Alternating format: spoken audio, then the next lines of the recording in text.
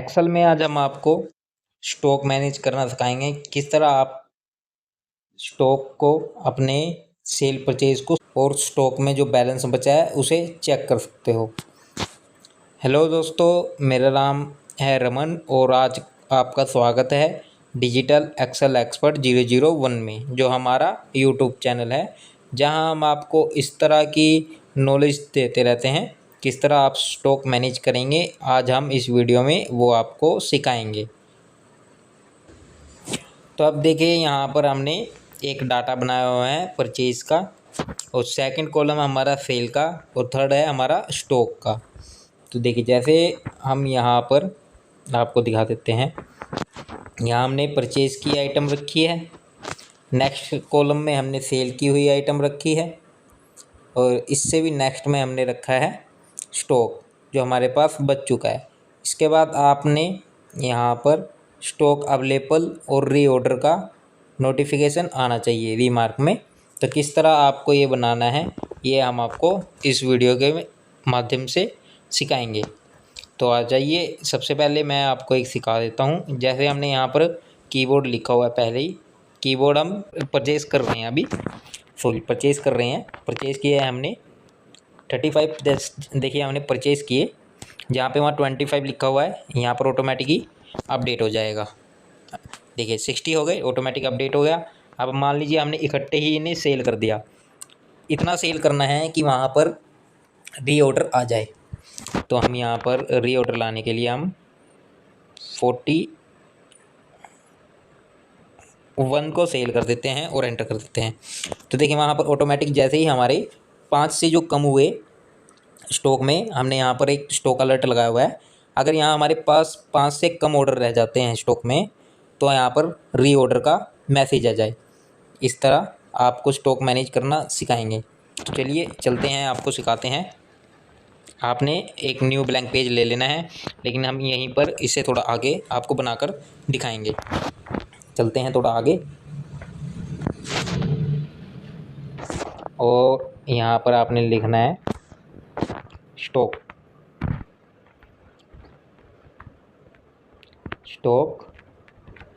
In out tracker. ठीक है, देखिए जैसे ही हमने यहाँ लिख लिया, और आपको जाना है नेक्स्ट कॉलम में, यहाँ पर लिखना है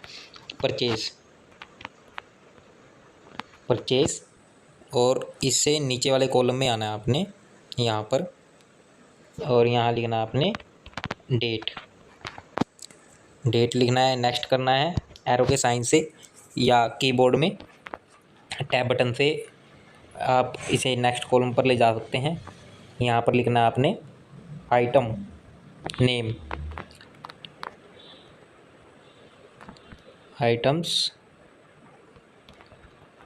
आइटम नेम,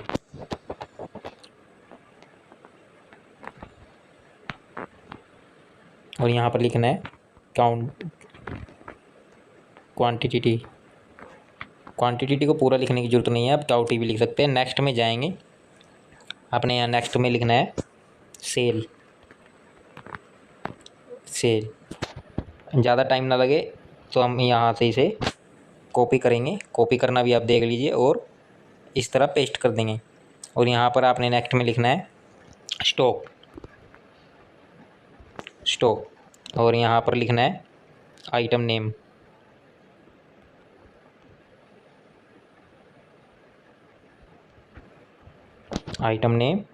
और यहाँ पर लिखना है परचेस, यहाँ पर लिखोगे आप सेल, और यहाँ पर लिखोगे स्टॉक, यहाँ पर रीमार्क। इतना आपने यहाँ लिख लिया। अब इसको थोड़ा फॉर्मेटिंग अच्छी सी बना देते हैं। तो यहाँ से इस टैब से कॉलम को सिलेक्ट करेंगे, और जहाँ तक हमारा डाटा है इसे यहाँ सिलेक्ट करेंगे। फिर आपको होम पेज पर जाना है। होम पेज आ गया, होम पेज पे आपने मर्ज एंड सेंटर करना है। मर्ज एंड सेंटर करने के बाद यहाँ से ये अलाइंस होती है, मिडिल अलाइंस आप इसे कर दीजिए, मिडिल अलाइंस हो जाएगी। इसके बाद आपको इसका थोड़ा साइज बढ़ा लेना है। यहाँ से आप इसका साइज बढ़ा सकते हो। हाँ, ये लास्ट बहुत है हमारे पास। आगे आप इनको मर्ज एंड सेंटर करोगे। इसी तरह आपने सेल वाले कॉलम को भी मर्ज एंड सेंटर कर लेना है।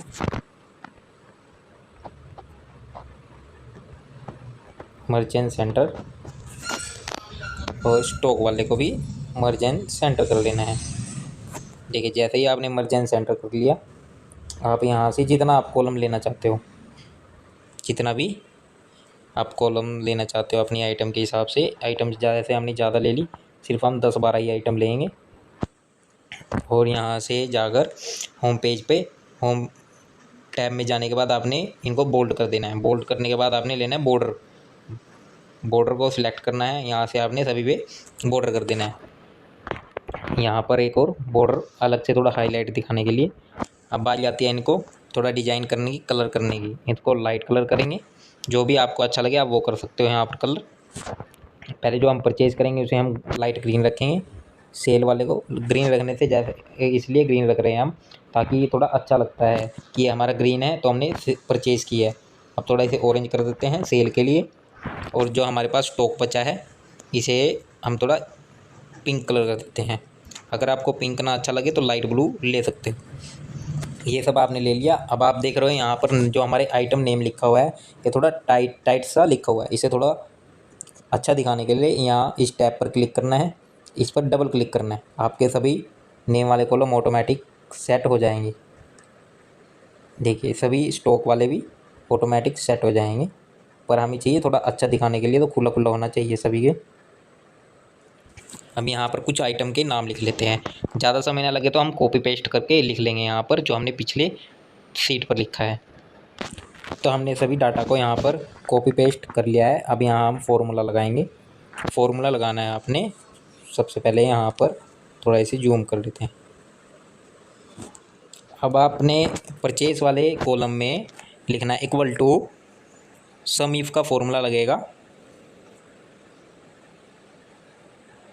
इतना लिखते ही आपका सम इफ का फॉर्मूला एक्टिव हो जाएगा। रेंज पूछे इन्होंने, रेंज आप कहाँ से दोगे? रेंज आप दोगे जो आपकी ये कीपैड में परचेज वाले आइटम है, इसको आपने रेंज देनी है यहाँ इस कॉलम पे। अगर आप कंप्यूटर में कर रहे हो तो F4 दबाएंगे। अगर आप फ़ोन में कर रहे हो तो इस पर क्लिक करेंगे और यहाँ पे रेफरेंस टाइप कर देंगे। यहाँ रेफरेंस टाइप हो गया। फिर क्राइटेरिया पूछा इन्होंने, क्राइटेरिया में आपने अपना कीबोर्ड सेलेक्ट करना है, कोमा लगाना है। फिर यहाँ पे सम रेंज में आप क्या दोगे? सम रेंज में आप अपनी क्वांटिटी को दोगे। क्वांटिटी हाँ यहाँ तक सिलेक्ट करनी है ताकि इसमें हम अभी और डाटा ऐड करेंगे। फिर से वही reference type, bracket close, enter कर दीजिए। देखिए हमारे स्टॉक में 25 आ चुके हैं। अब इसे करना कुछ नहीं है, यहाँ से फिल करेंगे हम जहाँ तक हमारा डाटा है। इस तरह से सभी में फिल हो गई। अब बारी है सेल की। सेल किस तरह इसमें ऐड करनी है, इसके लिए वही सेम फॉर्मूला लगेगा, इक्वल टू सम इफ का फॉर्मूला लगाएंगे। रेंज आप हमने क्या करना है, रेंज देनी है हमने सेल वाली रेंज को देंगे, वहीं तक कॉलम तक देना है। और इसे रेफरेंस टाइप कर देंगे, कोमा लगाएंगे। रेंज को क्राइटेरिया में आप कीबोर्ड दोगे। फिर यहाँ से सम रेंज पूछिए, कोमा लगाकर सम रेंज, और यहाँ से आपने क्वांटिटी को सिलेक्ट कर देना है। इतना करते ही ब्रैकेट क्लोज करनी है और एंटर कर देना है। जैसे ही आप करोगे सेल हमारी 15 कीबोर्ड की हो चुकी है। अब इसे ड्रॉप एंड डाउन कर दीजिए, फिल कर दीजिए। जैसे ही आप इसे ड्रॉप एंड डाउन करोगे तो ये सब में फिल हो जाएगा। अब हमने लगाना है स्टॉक में एक फॉर्मूला। क्या फॉर्मूला है? Equal to purchase minus sale. इतना करते ही इसे एंटर कर दो। सेल हुआ नहीं, आपने फॉर्मूला लगाना है, दोबारा से देख लीजिए। आपने यहाँ इक्वल लगाना है और फॉर्मूला क्या है हमारा, परचेज माइनस सेल। इतना करेंगे और इसे एंटर कर देंगे। देखिए हमने परचेज 25 कीबोर्ड किए हैं, सेल 15 किए हैं और स्टॉक में हमें 10 बच गया। अब इसे सब में फिल कर देंगे, सब में फिल करेंगे, सबका आ जाएगा। अब बात करते हैं हम एक इम्पोर्टेंट फार्मूला की, जो अब हमें यहाँ ज़रूरत पड़ेगी।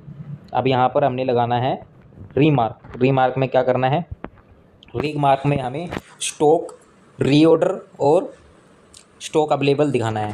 यहाँ पर आपने फार्मूला लगाना है।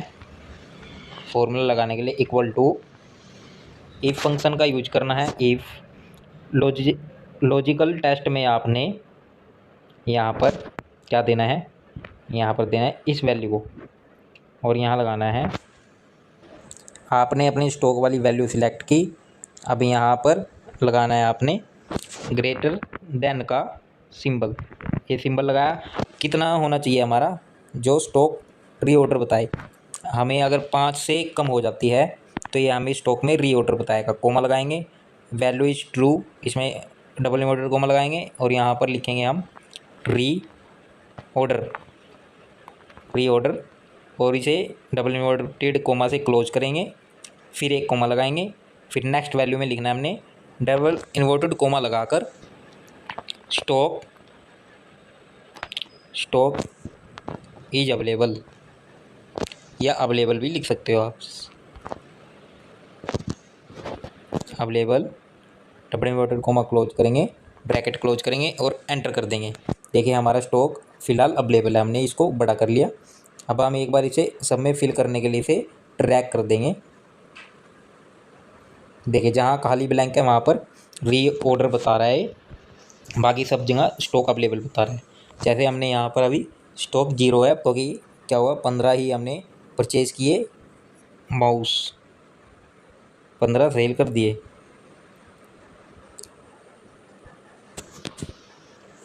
देखिए अभी सब में स्टॉक अवेलेबल बता रहा है और जो ब्लैंक है उसमें रीऑर्डर बता रहा है। अब यहाँ पर हम एक फार्मूला से, जैसे अब यहाँ बताते हैं, अब यहाँ हम कीवर्ड परचेज़ करेंगे। कीवर्ड लिखा, परचेज़ किया हमने 10, और देखिए यहाँ पर 19 परचेज़ हो गए। यहाँ पर ऑटोमेटिकली अपडेट हो गया डाटा, 44 हो गए हमारे पास। मान लीजिए हमने कीबोर्ड एकदम सेल कर दिए, कीबोर्ड सेल कर दिए, इतना कर देना है कि यहाँ पर 5 आ जाए या 5 से कम हो जाए। तो हम 25 सेल कर देते हैं। तो देखिए यहाँ रीऑर्डर आ गया। अब अगर आप चाहते हैं इसमें से लैपटॉप 10 परचेज़ किए और 10 हमने सेल कर दिए, देखिए लैपटॉप के कॉलम में ये कैसे हो गया बाबू,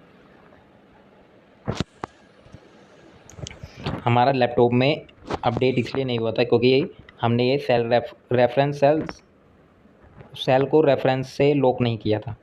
तो आप देखिए हमने इसकी सेटिंग कर दी है और ये ऑटोमेटिक अपडेट हो रहा है।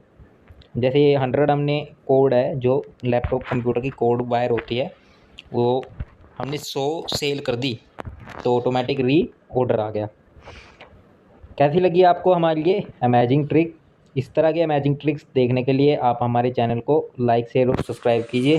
फिर मिलेंगे हम आपको नई वीडियो के साथ। Thank you.